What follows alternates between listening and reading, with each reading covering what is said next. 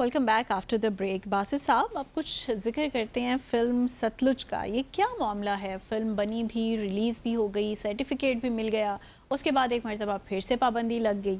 تو یہ after all اتنی زیادہ کنفیوژن کیوں پائی جا رہی ہے اس فلم کو لے کر؟ یہ کنفیوژن نہ ہوتی اگر کشمیر فائلز کو تو فٹافٹ پورے بھارت میں ریلیز کر دیا اور اس پہ وہ جو ٹیکس وغیرہ وہ بھی سارے معاف کر دیے. اس طرح کیرلا فائلز بھی شاید فلم بنی تھی، اس کو بھی ٹیکس معاف کر متعدد ایسی وہ ان کی موویز ان ہیں کے سیاسی جو نیریٹو ہے اس سے کنسسٹنٹ تھا نا. مطابقت رکھتی ہیں. اچھا، یہ فلم کوئی نئی فلم بھی نہیں ہے ان دا سینس کہ 3 سال پہلے کہیں بنی تھی اور اس وقت سے کوششیں ہو رہی ہیں کہ اس کو ریلیز کروا دیا جائے.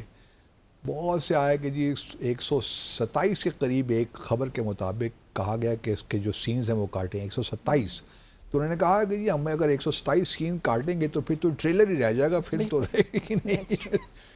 تو پھر اس کا یہ ہوا کہ چلیے جی کم کر کے کوئی 80 یا 85 سینز اس میں کٹوائے انہوں نے، لیکن اس سے ہی بات نہیں ہوئی. پھر کہا کہ جی نام تبدیل کیجیے، نام اس کا کوئی ٹھیک نہیں ہے. یہ جو آپ نے رکھا پتہ نہیں پہلے کوئی کالرا وغیرہ تھا نام، اس سے کر کے پھر پنجاب 95 کر دیا. پھر اب پنجاب 95 بھی نہیں منظور تھا تو پھر کہا کہ جی اس کا نام آپ ہم ستلج رکھ دیتے ہیں، ستلج جو دریا ہے. وہ بھی چلیے نام تو منظور ہو گیا، لیکن فلم کو سرٹیفکیٹ ہی مل گیا ریلیز ہونے کا پچھلے کچھ دنوں. لیکن جو ہی جس دن نے ریلیز کیا شاید ایک ہی شو چلا ہوگا پھر اس سے پابندی لگا دی. اب یہ معاملہ ہے کیا؟ بالکل معاملہ بڑا سیدھا سادہ سا ہے کہ ایک جو ہیں ہیومن رائٹس ایکٹیوسٹ تھے جسونت سنگھ کالڑا، جو پنجاب میں ایکچولی خالستان کی موومنٹ تو بڑے عرصے سے چل رہی ہے نا، اور 1985 کے بعد 84 کے بعد جب آپریشن بلو اسٹار ہوا تھا گولڈن ٹیمپل پہ، اس کے بعد سے تو کافی اس پہ تیزی بھی آئی ہے. تو ریاست جو تھی بھارت کی اس نے بھی پورے کریک ڈاؤن بڑا زبردست کیا اور کہیں نہیں چھوڑا، مطلب ہزاروں لوگوں کو قتل کیا.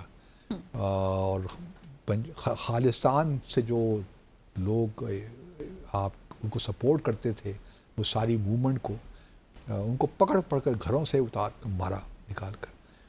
تو اسی طرح ایک صاحب تھے ہیومن رائٹس ایکٹیوسٹ تھے جسونت سنگھ کالڑا. یہ فلم ان پہ ہے جی. ان کی ساری جو جد و جہد ہے، کس طرح انہوں نے ڈسکور کی. پنجاب کی پولیس نے جو حشر کیا اس وقت جو خالستان کے سپورٹر تھے، جو پنجاب کے لوگ تھے، جی. تو اس پہ یہ فلم بنائی گئی ہے. اب جو ہے اس زمانے میں جو ڈائریکٹر جنرل تھے کے پی ایس گل، ان سے وہ ایکچولی سارا انہوں نے بہت ظلم کیے. پھر یہ جو کالڑا صاحب تھے یہ ان کا پھر انتقال ہو گیا. نہیں، انتقال نہیں ہوا بلکہ ان کو اٹھا لیا گیا اکتوبر 1995 میں، کیونکہ انہوں نے جب بہت سی چیزیں ڈسکلوز کیں تو ان کو اٹھا لیا گیا اور ان کی ابھی تک باڈی بھی شاید نہیں ملی کسی کو.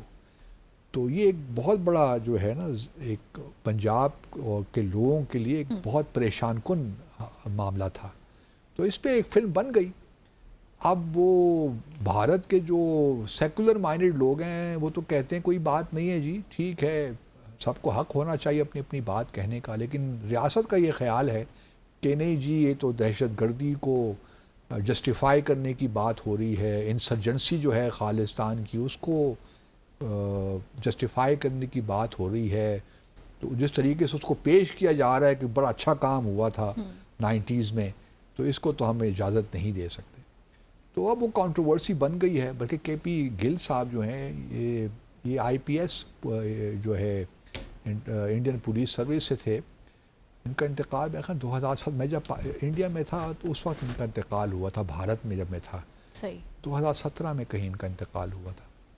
تو ان کو مطلب اگر آپ ہندوؤں سے پوچھیں، ابھی بھی میں دیکھ رہا ہوں کچھ شو بھارت میں ہو رہے ہیں جو بی جے پی کے یا آر ایس ایس کے جو ہندوتوا کے لوگ ہیں نا وہ بڑا اس کو جسٹیفائی کر رہے ہیں اس کے بین کو.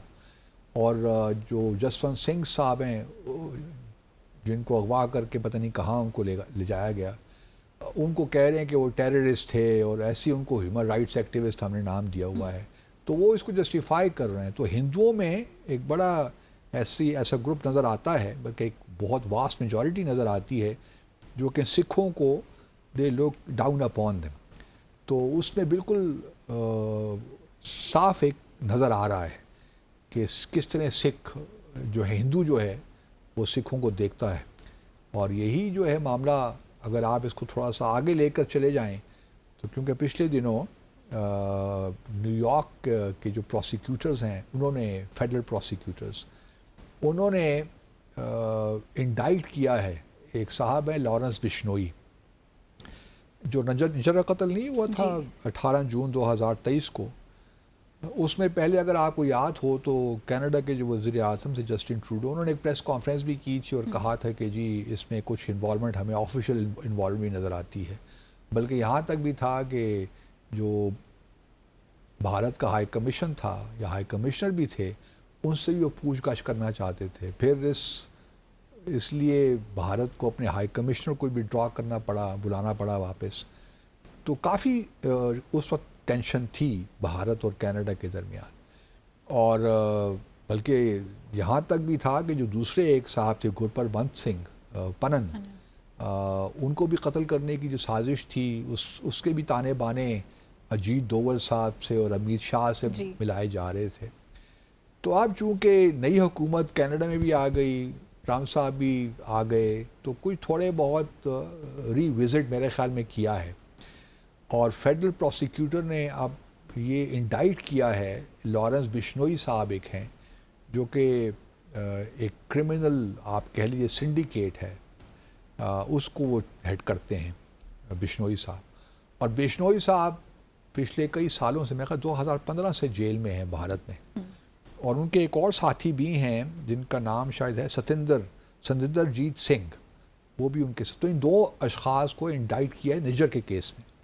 اب بھارت میں ایک بہت خوشی کی لہر ہے کہ دیکھیے جی، ہم نہیں کہتے تھے کہ جو کینیڈین گورنمنٹ کہہ رہی ہے یا جو ایون امریکی بھی کہہ رہے ہیں کہ اس میں آفیشیل انوالومنٹ تھی، اب تمام چیزیں جھوٹ کا پلندہ ہیں، اس میں کوئی سچائی نہیں تھی. جسٹن ٹروڈو بھی ایسے ہی باتیں کر رہے تھے، کوئی ان کے پاس شواہد یا ثبوت موجود نہیں تھے.